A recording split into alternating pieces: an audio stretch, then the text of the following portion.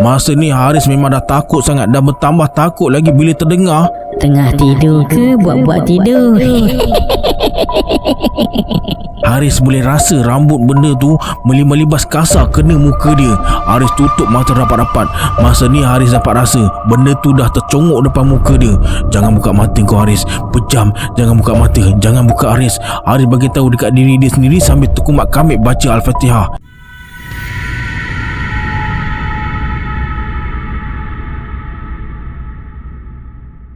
A'udzubillahi minasyaitonirrajim. Bismillahirrahmanirrahim. Assalamualaikum semua, kembali lagi bersama saya Syarul. Terima kasih sebab ada klik video ni. Semoga yang menonton video ni ditambahkan rezeki dan dimudahkan urusan dunia dan akhirat. Alright, hari ni saya akan kongsi kisah daripada Haris yang bercerita tentang kawannya yang bernama Adam. Seorang yang misteri, tak ramai kawan tapi ada kawan dari alam sebelah. Nak tahu kisah dia macam mana? Tonton video ni sampai habis.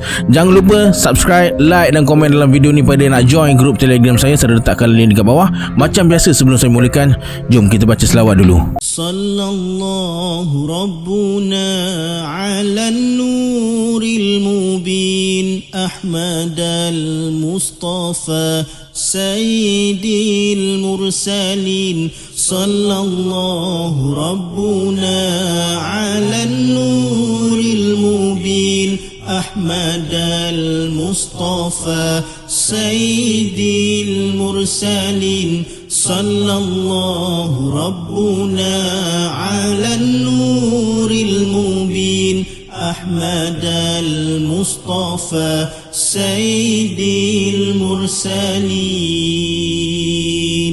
Tanpa buang masa lagi, jom let's jump to Rabak Serah.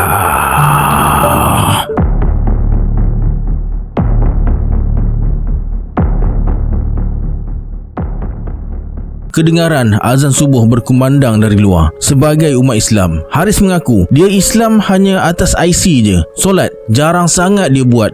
Puasa apatah lagi. Hidup dia 100% berlandaskan duniawi. Mungkin sebab Haris berasal dari keluarga yang tak begitu menitik beratkan soal agama, tapi bila difikirkan balik, memang 100% salah diri dia sendiri. Kedua ibu bapanya taat pada agama. Haris dan adik-beradiknya dihantar ke sekolah kafar dari darjah 1 hingga 6. Mereka semua baik akhlaknya, cuma Haris je macam ni. Jadi dia tak boleh salahkan ibu bapa dia. Ini pilihan dia sendiri. Hidup Haris mula berubah bila dia lanjutkan pelajaran di sebuah universiti. Dalam rumah sewa Haris ada lagi 5 orang rakan serumah. Disebabkan rumah ni ada 3 bilik yang boleh duduk, sebuah bilik lagi tuan rumah dah pecah buat tempat solat. Jadi setiap bilik kongsi 2 orang. Bilik A Amar dengan Zafrul, bilik B Ehsan dengan Yasin, bilik C pula Haris dengan penyewa baru bernama Adam. Sebenarnya Adam ni Haris dah kenal sejak sekolah menengah lagi, tapi dia tak berapa serasi dengan Adam sebab Adam terkenal dengan keistimewaannya.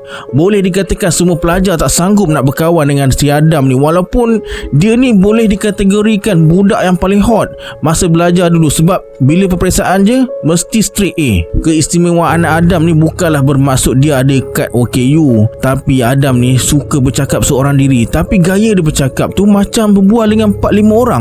Kadang-kadang masa cikgu mengajar dekat depan, dia bantai ketawa terbahak-bahak dekat belakang. Tak ada angin, tak ada ribut, dia gelak. Entah apa yang lawak sangat pun tak tahulah. Bila cikgu tanya apa yang lucu, Adam cuma menyeringai sambil muncungkan bibir ke arah tepi cikgu yang tengah mengajar. Meremang bulu roma Haris bila teringatkan balik Adam punya sengih tu. Kejadian tu antara salah satu punca kenapa budak perempuan satu batch dengan Haris ni tak berani nak menggedik dengan Adam, walaupun dia jauh lebih kacak daripada Haris. Mula-mula cikgu denda jugalah si Adam ni sebab ingatkan dia main-main. Lama kelamaan mula jadi takut sebab dia asyik ulang benda yang sama. Akhirnya mereka semua biarkan Adam dengan dunia dia. Lantaklah nak gelak ke, nak berenang ke, suka hati. Lepas tamat sekolah menengah, Haris langsung tak tahu apa yang jadi dekat Adam. Sampailah satu hari Yasin bagi tahu mereka dapat rakan serumah baru dan suruh Haris kongsi bilik dengan dia nanti. Haris terus murung sebab dia lagi suka duduk bilik sorang-sorang. Dipendekkan cerita, malam pun tiba. Masa Haris tengah tengok TV, pintu rumah dia ketuk. Kawan-kawan Haris yang pemalas nak buka pintu ni pun buat tak tahu je. Mereka malas, Haris lagilah malas. Ketuklah pintu sampai kiamat. Siapa suruh malas bawa kunci? Dalam fikiran Haris masa tu, dia dah agak mesti si Ehsan ni lupa bawa kunci, sebab dia je yang selalu lupa semua benda tu. Masa buat tak tahu tu, tiba-tiba Haris terjatuh ke lantai macam kena terajang dari belakang. Dalam masa yang sama, dia dengar suara orang bercakap, "Haris, Tolong buka pintu. Haris terus bangun dengan muka menyinga. Niat nak maki hamun lah siapa yang terajang dia tadi. Tapi bila dia pusing belakang, tak ada sesiapa. Haris jadi pelik. Belum sempat dia nak rungkai misteri ni, tiba-tiba pintu bilik Haris kena tendang dengan Amar. Haris tanyalah si Amar kenapa tendang pintu bilik dia. Dah kau sekir kepala aku kat bilik tadi, kenapa? Kata Amar. Bila Amar cakap macam tu, Haris terus terkedu. Bila masa pula dia sekir kepala Amar. Belum sempat Haris nak menjawab, Zafrul terus berlari masuk bilik Haris dengan tawa. Rambut dia penuh dengan shampoo lagi. Haris dengan Amar dah pelik. Kenapa pula dengan si Zafrul ni? Weh Rul, kau ni kenapa? Kena kejar hantu ke? Tanya si Amar. Muka Zafrul nampak pucat. Dari ekspresi muka Zafrul ni, Haris rasa mesti dia pun kena juga. Kata Zafrul, masa dia dalam tandas, ada orang ketuk pintu tandas. Zafrul ingat si Haris yang ketuk. Siap main tutup-tutup lampu lagi. Zafrul pun marah lah. Lepas tu tiba-tiba dia dengar suara berbisik, buka pintu lah bodoh. Sampai berdesing suara bisik tu. Siap kena tolak lagi. Nasib baik tak terhantuk dekat sinci. Masalahnya dia seorang je dalam tandas tu. Siapa pula yang bisik dan tolak dia? Masa mereka bertiga tengah fikirkan hal misteri yang baru jadi ni, pintu rumah kena ketuk lagi. Kali ni gegar dia macam nak pecah pintu. Masing-masing bertolak. Kau lah buka. Kau lah pula. Kau lah.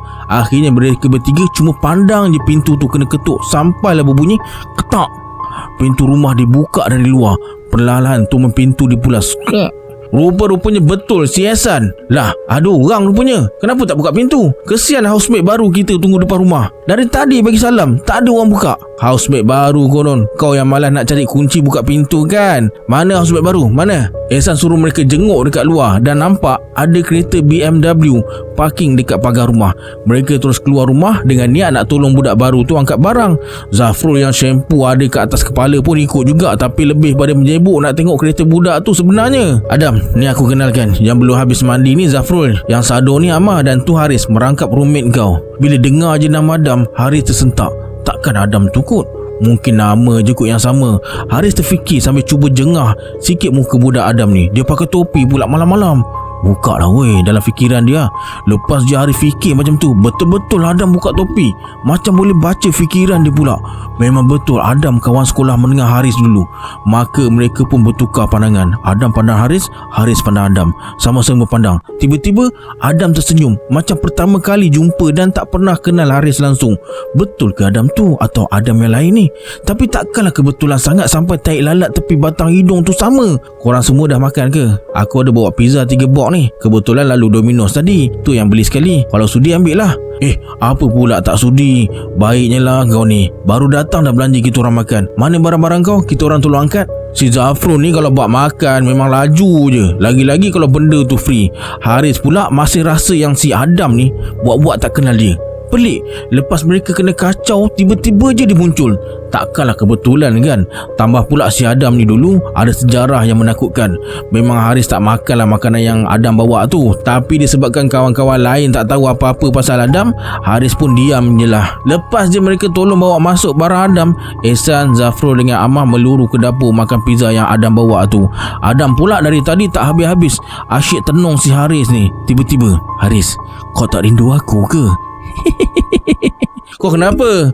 Buat apa aku nak rindu kat kau? Dah jantan, gelilah. Kau dengar sini Dam. Aku tak kisah kau nak bawa BMW ke, kau dekan setiap Sam ke, kau duduk bilik dengan aku, kau ikut cara aku. Perangai tu semenggah sikit. Kau cakap bukan-bukan macam tu lagi, lepas ni aku debik kau. Dah tepi, aku nak mandi. Rindu otak kau lah. Bila Haris fikir balik, rasa menyesal pula sebab dia dah mula provok si Adam ni tanpa sedar.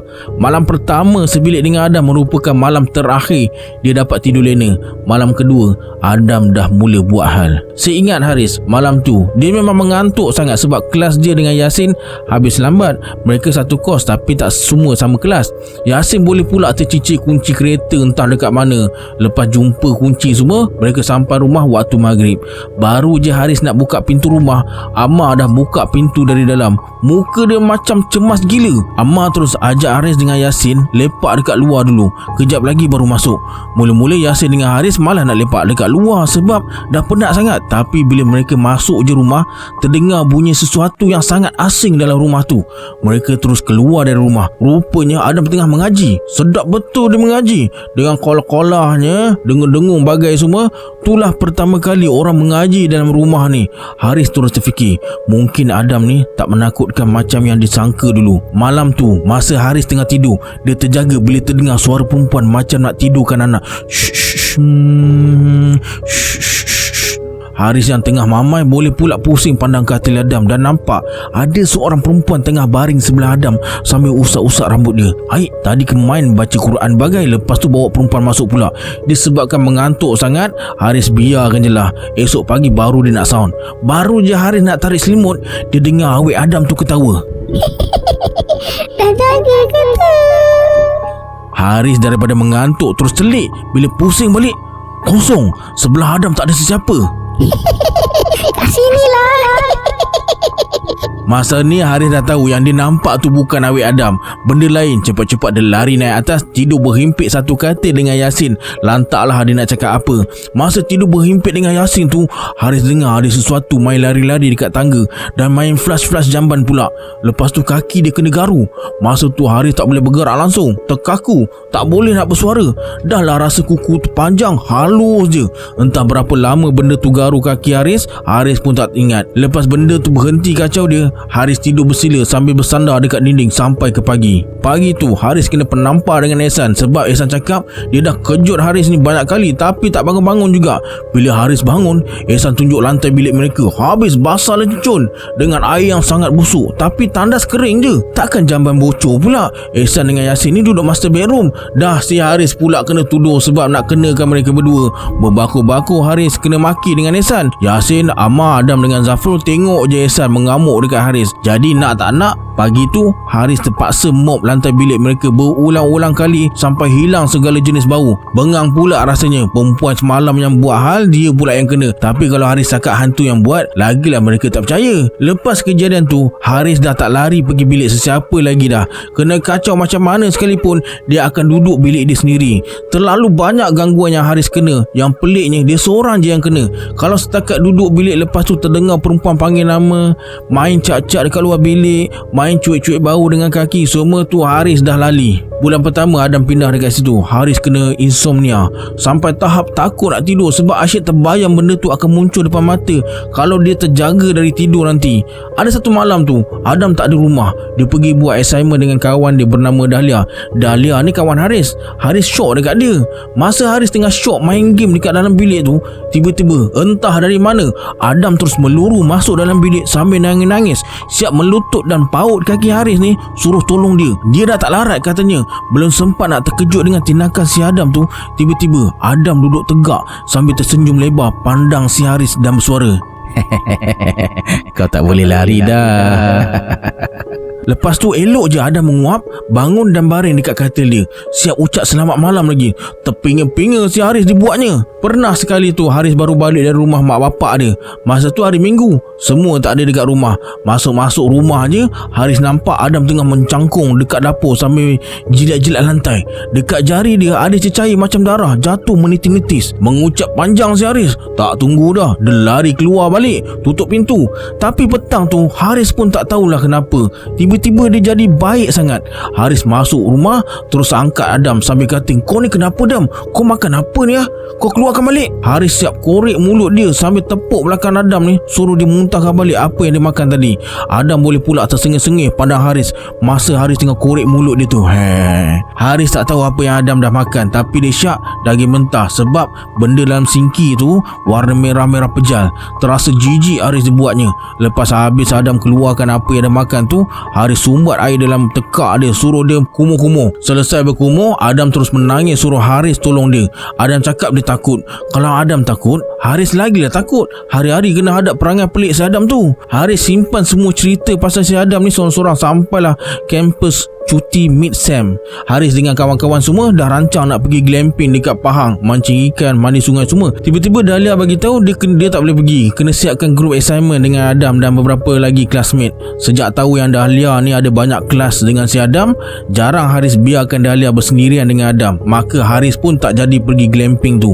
Tinggallah Haris berdua dengan Adam dekat rumah. Satu minggu yang cukup menyiksakan zahir dan batin si Haris ni. Kalau Haris ada dekat rumah, sepanjang hari itulah Adam asyik nak duduk dekat dia je. Kalau nak duduk dekat tak apa, siap menyeringai sambil tenung Haris dengan mata terbeliak. Apa hal pula si Adam ni? Haris buat tak tahu je. Takut pula dia tegur nanti lain pula jadinya. Dah lah duduk berdua je dalam rumah. Haris abai ke lah. Kemuncaknya bila satu petang tu, Haris terlalu letih sebab seharian tolong si Dahlia ni buat kerja untuk kelab dia. Redah bukit bukau pagi buta. Lebih kurang pukul 3 petang Haris sampai rumah. Dia terus terbongkar dekat sofa ruang tamu. Sebelum ni Haris memang tak pernah tidur dekat sofa tu kalau dia berdua je dengan Adam dalam rumah sebab takut. Tiba-tiba Haris terjaga bila terasa macam ada jari jemari halus dan kurus main seluk-seluk rambut dia. Masa ni Haris memang dah takut sangat dan bertambah takut lagi bila terdengar, Tengah tidur ke buat-buat tidur? Haris boleh rasa rambut benda tu melibas kasar kena muka dia. Haris tutup mata rapat-rapat. Masa ni Haris dapat rasa benda tu dah tercongok depan muka dia. Jangan buka mata kau Haris. Pejam. Jangan buka mata. Jangan buka Haris. Haris bagi tahu dekat diri dia sendiri sambil terkumat kamit baca Al-Fatihah. Masa tengah ulang-ulang baca Al-Fatihah tu, tiba-tiba terdengar suara Dahlia dekat luar rumah panggil nama dia berulang kali. Haris terus buka mata. Serta-merta dia nampak Adam tengah bertinggi atas meja makan sambil tersengih pandang Haris. Bangun pun, kata Adam. Pam! Rumah terus blackout. Gelap gelita ditambah pula hari dah malam.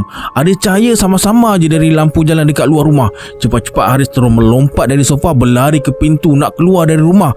Terdengar suara Adam gelak besar dalam rumah tu. Bila dah panik dicampur pula dengan suasana gelap gelita, memang susah lah nak buka pintu rumah. Dekat pintu belah dalam tu pula ada 3 selap pintu. Masa Haris tengah sedaya upaya tahan panik sambil cari selap pintu ni satu persatu dalam gelap tu, dia dengar bunyi seret, seret.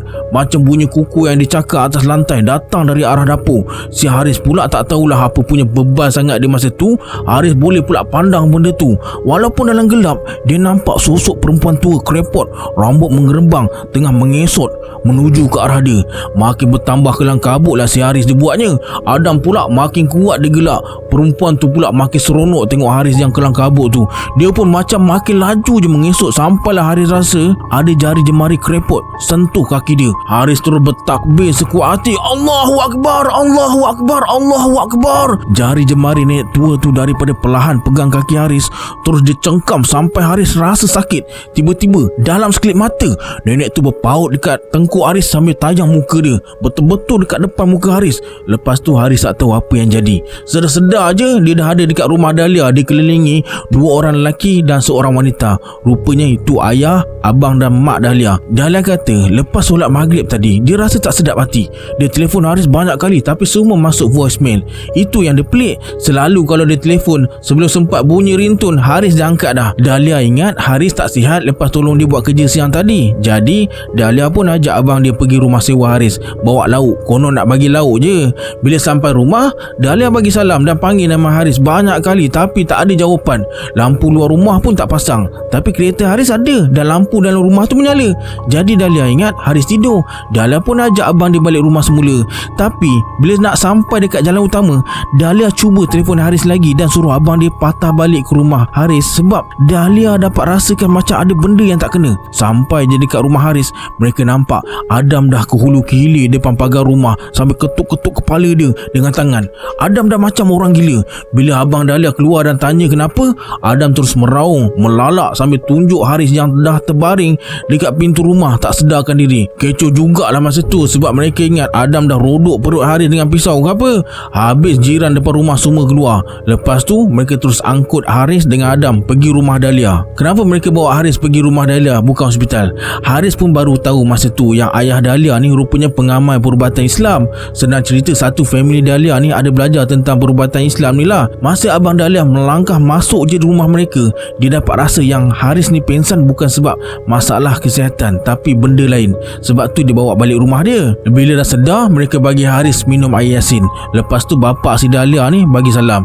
Kita sebut saja nama bapa si Dahlia ni Pak Karim. Senang nak cerita nanti. Lepas Pak Karim bagi salam, elok je Haris pandang tepi. Dia terus mengelupu bila nampak Adam tengah duduk dekat tepi dinding sambil tenung dia. Bila pandang muka Adam je, Haris terus teringat dekat nenek tua tu. Muka berkedut seribu, taring sampai dagu, lidah panjang sampai cecah leher dengan mata bulat terbeliak macam bola golf. Haris terus menjerit-jerit, Aku nak melipu. Bagi aku balik rumah mak bapak aku. Aku nak balik. Abang Dahlia terpaksa bergelut jugalah dengan Haris masa tu sebab dia dah tak boleh dikawal. Masa tengah mengelupu nak lepaskan diri tu, Haris terpandang dekat pintu rumah Dahlia. Ada nenek tua yang dia nampak dekat rumah sewa tadi. Elok je mencangkung dekat tepi kereta Dahlia sambil menyeringai pandang dia. Kali ni nenek tua tu bawa geng. Ada lagi seekor berdiri tegak dekat belakang pokok mangga rumah Dahlia. Benda tu gelap, tinggi macam bayang-bayang je. Daripada terjerit-jerit nak balik, Haris terus terdiam. Lepas tu dia termenung je pandang luar macam orang hilang semangat. Malam tu lepas sesi berubat, Haris dengan Adam terpaksa tidur rumah Dahlia sebab Pak Karim risau takut jadi apa-apa dekat rumah nanti. Tapi Haris dengan Adam tak tidur sekali lah. Haris tidur dalam bilik tetamu, Adam pula tidur sebilik dengan Abang Dahlia.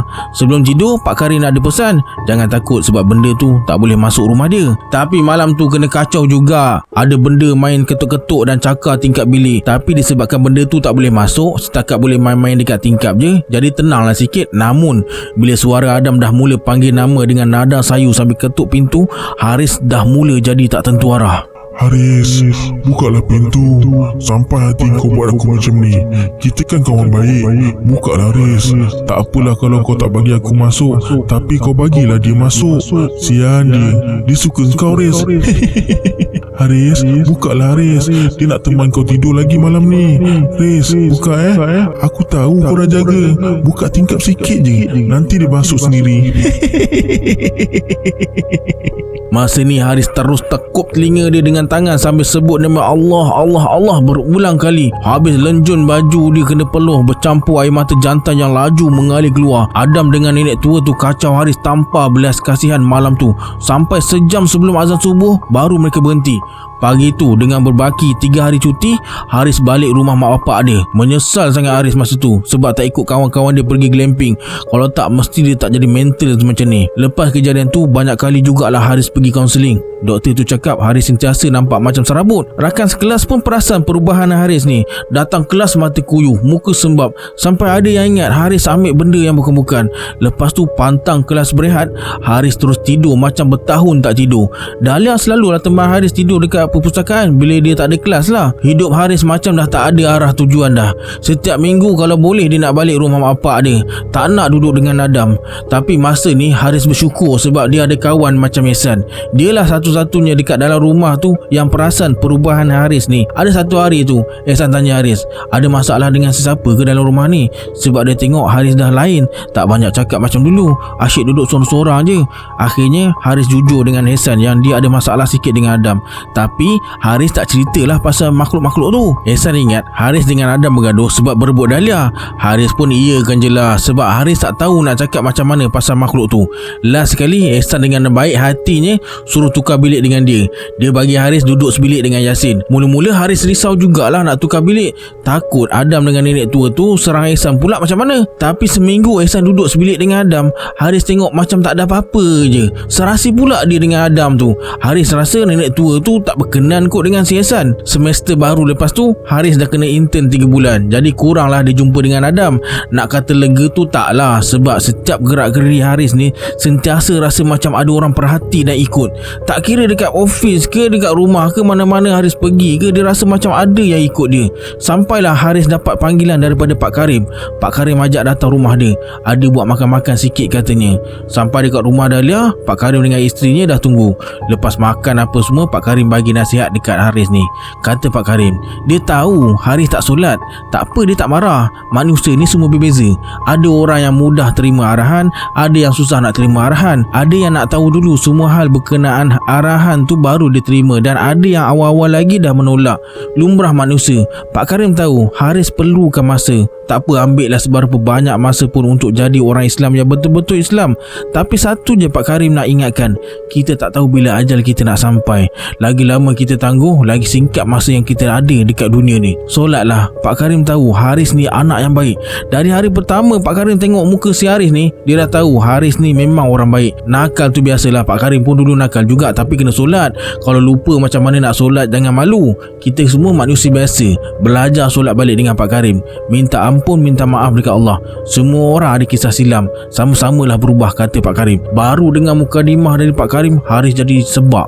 Dah berapa tahun dia tinggal solat, dah berapa lama dia tak puasa, dah berapa lama tak sentuh Quran. Semua persoalan tu terus bermain di fikiran je.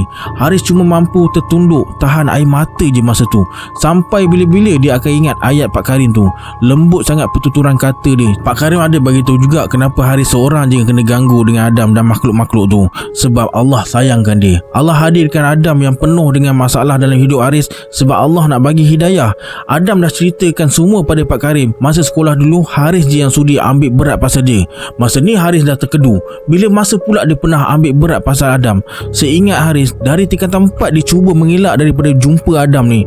Dipendekkan cerita, dari saat itulah Haris mula berubah. Dia belajar solat balik, hafal semula surah-surah lazim dan mengaji. Betul lah kata Pak Karim, pertemuan semula Haris dengan Adam ni besar hikmahnya. Sebenarnya Adam jadi macam ni sebab dulu masa kecil-kecil Adam duduk dengan atuk dan nenek dia dekat kampung. Mak bapak dia ni jenis yang kuat kerja, jadi Adam ni membesar dengan tok nenek dia je lah. Masa tadika Adam kata ramai yang tak nak kawan dengan dia sebab dia tak ada mak bapak. Setiap hari dia balik mengadu dengan nenek, orang tak nak kawan dengan dia. Tapi nenek selalu cakap, tak apa, nenek ada. Nenek kawan dengan Adam je. Jadi Adam selalulah main gasing, masak-masak, kahwin-kahwin dengan nenek dia je lah. Sampailah satu hari Adam dah masuk sekolah rendah. Kawan-kawan dia tolak dia, bully dia sampai jatuh masuk parit. Adam balik nangis-nangis cerita dekat nenek dia. Masa itulah nenek dia offer dia seorang kawan. Nenek dia kata kawan tu baik, nanti kawan tu tolong jaga Adam kalau ada orang bully dia. Lebih kurang macam bodyguard lah. Adam seronok lah, akhirnya dia ada kawan juga. Kawan dia ni semua perempuan, ada 3 orang. Masa pertama kali nenek kenalkan dengan Adam, mereka pun kecil je macam Adam. 3-3 baik, selalu teman Adam pergi mana-mana. Bila Adam membesar, kawan-kawan dia pun membesar. Adam kata 3-3 tu cantik. Tapi masa Adam masuk sekolah menengah, 2 kawan dia tu hilang entah ke mana. Yang tinggal seorang ni je lah. Tapi dekat sekolah tu Adam jumpa lagi ramai kawan baru. Sebab itulah dia tak kisah pun orang tak nak kawan dengan dia. Rupanya dah ada kawan hantu besar dekat sekolah tu. Tapi kadang-kadang Adam ni sunyi juga sebab Adam tahu kawan dia tu semua bukan manusia. Adam kata masa tingkatan 4 dia nak sangat berkawan dengan Haris. Dia suka tengok cara hidup Haris, ramai kawan. Tapi Adam tahu Haris tak nak kawan dengan dia. Jadi dia pun teruskanlah berkawan dengan kawan-kawan alam sebelah dia tu. Sampailah kejadian pada satu hari ni yang membuatkan Adam salah faham, ingatkan Haris ambil berat dekat dia. Cerita dia, masa tu Haris pakai kasut baru pergi sekolah. Masa Haris tengah tunggu abang dia habis kelas, Haris nampak Adam ni macam kena bully dengan budak tingkatan 5. Mereka tolak-tolak Adam ni sampai nak terpijak kasut baru dia. Haris pun jadi bengang lah. Dia pun marah budak-budak tu. Tapi yang pasti mereka tak boleh nak belasah Haris ni sebab masa tu abang dia ketua pengawas. Pasal benda ni lah Adam ingat Haris ambil berat dekat dia. Padahal Haris lagi kisahkan kasut dia tu. Jadi dari situlah bermulanya si Adam ni perhatikan Haris dalam diam. Sampailah Haris sambung belajar pun dia ikut. Masa Adam terus terang dekat Haris pasal kisah ni, kecuk juga Haris dia buatnya. Adam kata arwah nenek dia tu baik sangat orangnya. Dia pun tak tahu kenapa dia membela benda-benda macam tu. Kawan dia yang tinggal seorang tu mulanya baik dan tak pernah muncul dalam wujud selain manusia. Tapi lepas arwah nenek dia meninggal, benda tu makin hari makin mengganas sampai dia pun takut. Benda tu dah mula tunjuk rupa dia yang sebenar dan selalu hasut si Adam ni. Sebenarnya benda tu lah yang suruh Adam buat benda yang bukan-bukan, kawal badan si Adam ni. Betul juga kata si Adam ni. Kalau difikirkan secara logik, orang normal mana yang nak tenung orang dengan mata terbeliak sambil menyeringai? Dah lah tenung tak berkelip, manusia mana boleh buat macam tu? Sekarang Haris, Adam dan Yasin dah nak masuk 2 tahun duduk rumah sewa sama-sama lepas mereka graduasi. Yasin pun dah tahu pasal penyakit Adam ni. Ehsan, Zafrul dan Amah masih tak tahu apa pun sampailah sekarang. Ada sekali tu Yasin cerita dekat Haris masa dia tinggal seorang dekat rumah. Yasin dengar bunyi perempuan menangis teresak-esak. Yasin ingat bunyi jiran sebelah nangis sebab gaduh lagi bini. Dia terus sambung tidur. Bila Haris cakap rumah sebelah kiri tu kosong, belah kanan pula budak Nepal duduk, esok barulah Yasin terkedu. Bila dah mula solat ni, Alhamdulillah Haris mula tenang. Sikap penakut tu masih ada lagi tapi tak seteruk dulu. Adam yang dulunya manusia paling dia anti, sekarang jadi kawan baik dia. Adam masih berubat dengan Pak Karim, tapi dalam masa yang sama dia pergi jumpa juga terapis setiap bulan. Adam pun dah tunjukkan tanda-tanda dia semakin pulih, tapi dia masih lagi nak berkepit dengan Haris. Jadi Haris selalulah bawa si Adam ni balik rumah mak bapak dia. Mak Haris pun dah anggap si Adam ni macam anak angkat dia. Kesian sebenarnya si Adam ni. Semuanya berpunca sebab dia tak ada kawan. Okey, sampai sini dulu kisah untuk hari ini. Sebelum kita berpisah, anggaplah kisah ni sebagai hiburan semata-mata. Janganlah terlalu mudah percaya. Hanya yang mengalaminya tahu akan kebenaran sesuatu kisah tu. Kita berjumpa di video akan datang. Saya Syarul. Assalamualaikum. Adios.